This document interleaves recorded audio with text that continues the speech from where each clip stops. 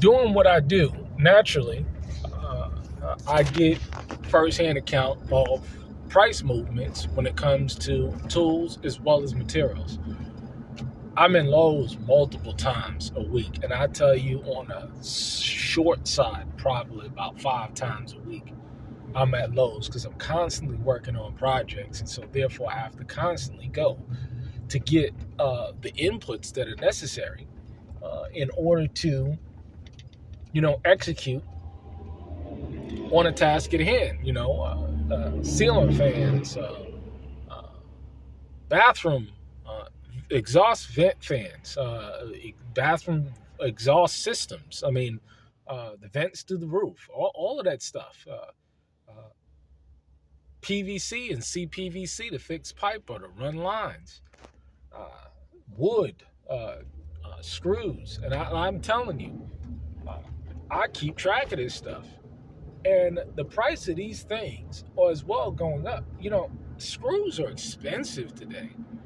Um, Let me tell you, you talking about the price of screws, a pack of screws going like, $30, $35 for a pack of screws. I mean, man, that is just it's getting out of hand. To buy bulk, you talking about hundreds of dollars to spend on those bulk screws, certain kind of screws that you need. Uh, so, I go on with these things to let you know that I know what I'm talking about. So therefore, the homestead, because, we're talking about infrastructure that needs to go on this piece of property. And all of these these pieces of infrastructure, whether it's a home or a barn or a cabin or a shed or whatever structure that you have or that you will require or need. Now, hey, man, if you just go on the tent route and, man, you got little tents and tarps and, hey, whatever floats your boat, got no problem with it. No problem with it. Whatever it is that you do, hey, and have it how you live, hey, that ain't got nothing to do with me. I got no judgment on that personally. What I'm talking about is for the people that want infrastructure, that want to have a nice kitchen in a homestead, or a nice bathroom in a homestead, or a nice home in a homestead. Whether it is a shed or let me rephrase that, a tiny home, because a shed is just a box. You got to make it into a tiny home. You have to convert that shed into a tiny home, or else it's just a shed. You getting it? They're sheds. They're not tiny homes until you put the infrastructure in there to make it a tiny home. That's what at least classified as a tiny home. Of what I see on the internet and what I've done myself. Double wides, single wides, same deal. You gotta build it up and make it up. Same with a home from the ground. I mean, you're talking about the most advanced aspect of and the most complex aspect of it. Now, it's all not really complex. I mean, I could do it all. I've done it all. But I'm just talking about from skill set. But it pretty much, it takes the same kind of skills. You have to be able to learn how to work with tools and levels and squares and tape measures and 2x4s and 2x6s and cinder blocks and mortar and tile and subfloors and metal and PVC plastic and electrical. And you got to be able to do all of these things. Now, I go into the details because the prices are going up. But again, so you can have a clear understanding of what it is that you're engaging in when it comes to homesteading. And so it's important that you have all these inputs for those who want to build out infrastructure. And the idea is to build out infrastructure. These are the things that you're going to need. So therefore, you're going to have to acquire these things. And this is why I'm on Facebook Marketplace a lot.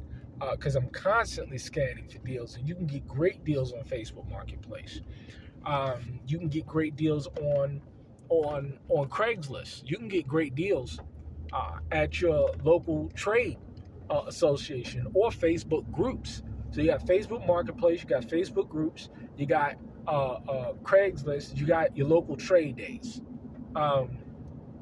These are great places to go to get the tools and materials and the resources that you need to execute on the projects that you want with regards to your infrastructure, whether it's maintaining or expanding a building, fence posts, post hole diggers, all of that stuff, lawn mowers. The name of the game is to save as much as possible because the price of these things are constantly going up. So if you can circumvent all of this taxation and circumvent all of these high prices by just going to get things that are used. I was just on a trade day, and a lot of ex-military, they sell their rucksacks. They sell they sell their boots, their rucksacks. I mean, the rucksack that I got that I use for my bug out bag. I got from a trade day. And them things is fine. The military boots, the tactical boots I got from a trade day. And they are comfortable and they're fine. You keep them things oiled up. Put a little olive oil on that thing. Or a lubricating on that thing and throw it back or use it, And man, they last. They really do last. And they're nice and comfortable. So you can get all of these things without having to deal with all the taxation. I mean, so what is used? So what it is used? Really? Really?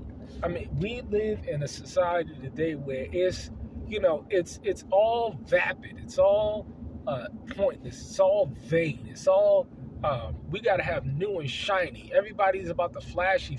You see people wearing loud clothes today. It's amazing how offensive I find certain people's clothing when they're in my presence. I just find, because it's loud, a whole bunch of stickers and pastes and bright colors and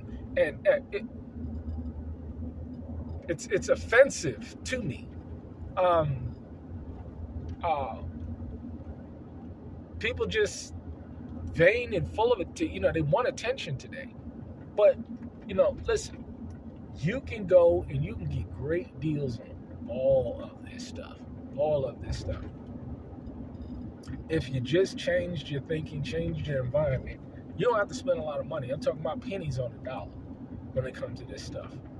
Go to your trade days. Get on your Facebook Marketplace. Get on your Craigslist. Look for them 2x4s, them 2x6s, them concrete blocks. All types of stuff, man. You can get damn near some of the stuff you get for free. I can get them 5-gallon water bottles for free all day long, an unlimited supply. All I got to do is just swing by and go and pick it up. I can get an unlimited supply of crates all day long. The crates, you can store food and other supplies in crates, and you can stack them, right? The small milk crates. You can get water jugs all day long and store food as well as supplies and material. You can store rice in them things. You can store flour in them things. And they're water, so they're food grade. You know what I'm saying? Put what, let alone water itself. You see, these are resources that you can get locally for free if you just know how to find and build relationships and keep your eye out. Unlimited supply of cardboard. Cardboard is for the wood stove. Cardboard can also be used for your base, for your raised beds. There's tons of reasons and uses for cardboard. You can compost cardboard. Get an unlimited supply of that. Unlimited supply. All I got to do is go and pick it up, and it's all local. It's all in my local area. You follow? I'm just trying to put y'all on to how to go about navigating things and how you need to be thinking in terms of resource acquisition to get the infrastructure projects that you need to get done. This is how you go about doing it. Building those relationships, and also with other people, because it's amazing how many of these resources, just like I can use them and use them, others can use them as well. Could you imagine? And it's sad. It really is sad. Think about this, right? I can get these things that other people can use. Why aren't people networking and saying, brother, when can I just swing by? If I'm in the area, or if you're in the area, swing by and just jump me a load. I can get a load. Free of charge. It ain't costing me nothing. So why should it cost you something? It doesn't make any sense to me. But people are prideful and selfish. I tell you, it happens in the reverse in a strange kind of way.